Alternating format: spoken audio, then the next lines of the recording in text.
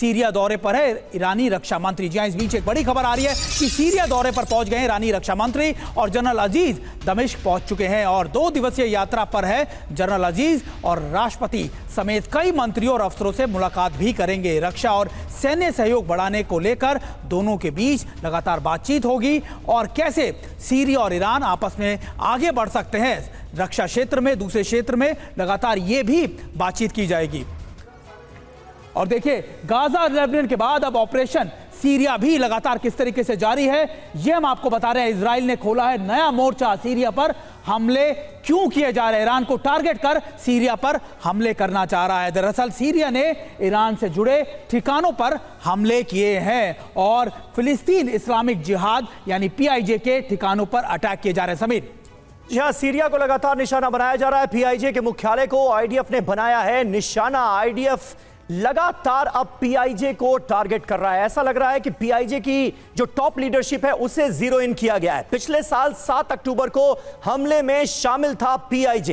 IRGC के ठिकानों पर IDF के हमले भी हो रहे हैं, यानी IRGC के वो कमांडर्स जो कि PIJ को सपोर्ट कर रहे हैं वो भी टारगेट पर हैं। फिलिस्तीन इस्लामिक जिहाद यानी PIJ के टॉप कमांडर्स की मौत की खबर भी सामने आ रही है। PIJ के टॉप 5 कमांडर्स की मौत की जानकारी मिल रही है। PIJ राजनीतिक ब्यूरो सदस्य अब्देल अजीज मिनावी की भी मौत की खबर सामने आ रही है, यानी अब टॉप लीडरशिप के खात्मे की खबर भी सामने आने लगी। जी हां, बिल्कुल, ना सिर्फ उसके पॉलिटिकल ब्यूरो बल्कि PIJ फॉरेन रिलेशन चीफ यानी रास्मी अबू ईसा की भी मौत की पुष्टि बताई जा रही है और लगातार कहा जा रहा है कि PIJ के खिलाफ बड़े ऑपरेशन चला रहा है। महेश सर, ऐसा लगता है कि देखिए एक के बाद एक, पहले हमास था, फिर हिजबुल्लाह था, अब PIJ है, उसके बाद कहा यह जा रहा है कि इराक में भी बड़े हमले कर सकता। तो ऐसा लगता है, क्योंकि जो सवाल मेरा आपसे पहले भी था कि इजराइल रुकने वाला नहीं है। अमेरिका भले ही आप देखें लीडरशिप बदल गई हो, डोनाल्ड ट्रंप लगातार युद्ध खत्म करने की बात कर रहे हो, लेकिन इजराइल तो मोर्चों पर मोर्चे खोलता जा रहा है।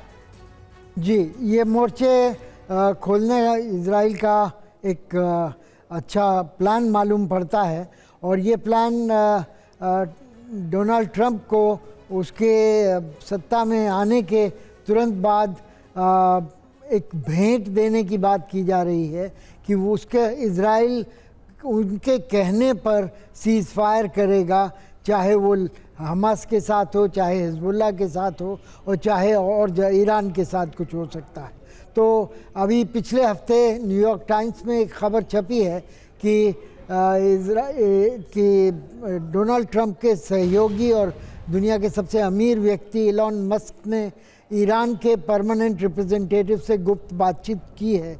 ईरान ने कल इसको डिनाई किया है, लेकिन न्यूयॉर्क टाइम्स की खबर को इतनी आसानी से झुटलाया नहीं जा सकता और ऐसा लगता है कि परोक्ष अपरोक्ष रूप से संपर्क डोनाल्ड ट्रंप की टीम और ईरान के बीच में स्थापित हो चुका है और इजराइल इसलिए जल्दी कर रहा है कि वो इन सब जो ये उसके दुश्मन हैं उनको पहले ही ख़त्म कर दे, ताकि जब डोनाल्ड ट्रंप आए तो वो ये कह सकें कि मैंने वायदा किया था कि चाहे वो मध्य पूर्व की जंग हो या चाहे यूक्रेन की जंग हो, मेरे कहने मैं जल्दी ही उनका खात्मा कर दूंगा एक जादुई अंदाज से। तो वो अपना वर्चस्व दिखाना चाहेंगे शुरू में और इजराइल इसके लिए उनकी मदद कर रहा है। इजराइल इसके लिए उनकी मदद कर रहा है। फिलहाल ये नजर तो आता है, बिल्कुल सही आपने कहा सचदेव सर, लेकिन देखिए इस बीच IDF ने लेबनान की राजधानी बेरूत में भी हमला किया है। बेरूत को भी निशाना बनाया गया है। हिजबुल्लाह के ठिकानों पर यहां एयर स्ट्राइक की गई। हिजबुल्लाह का कमांड सेंटर तबाह करने का दावा इजरायली डिफेंस फोर्सेस की तरफ से किया गया। और इसी बीच एक और बड़ी खबर अपने दर्शकों को बता दें कि इजराइल ने हिजबुल्लाह के हमलों को नाकाम भी किया है। जी हां, 8 आयरन डोम इंटरसेप्ट लॉन्चर किए गए हैं और हिजबुल्लाह के इजरायली शहरों को बनाया गया था इसमें निशाना, लेकिन इजराइल ने इन हमलों को निष्क्रिय कर दिया।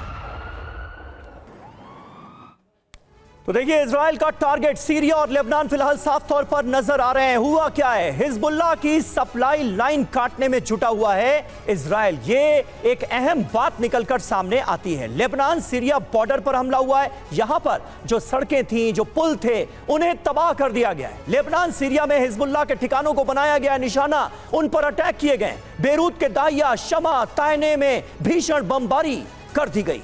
जी हाँ, हिजबुल्लाह का हथियार गोदाम यानी जो उसके कमांड कंट्रोल सेंटर है, जो उसके वेपन डेपो हैं, उनको भी बर्बाद कर दिया गया। लेबनान के तायरे में 48 घंटे में 1000 टन बारूद बरसाया गया है। लेकिन इस बीच एक और बड़ी खबर अपने दर्शकों को बता दें कि इजरायली हमलों में दहला है हिजबुल्लाह का नेवल बेस। जी हाँ, इजरायली नेवी एयरफोर्स ने किया है विध्वंसक हमला और हिजबुल्लाह की मैरीटाइम फैसिलिटी को तबाह कर दिया गया है। हमले में कई ड्रोन बोट नष्ट कर दिए गए हैं। तस्वीरें हम आपको दिखा रहे हैं, आईडीएफ की तरफ से तस्वीरें जारी की गई और कहा गया कि उन्होंने नेवल जो बोट थी उनको डिस्ट्रॉय कर दिया है।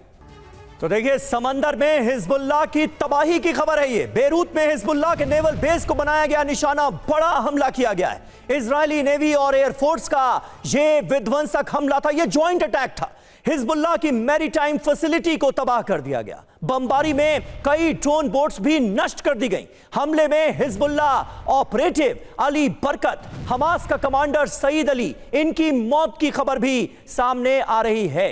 यानी समंदर में जो हिजबुल्लाह के बेस हैं, जो समंदर में हिजबुल्लाह की ताकत है, उस पर चोट पहुंचाने की यह कोशिश थी।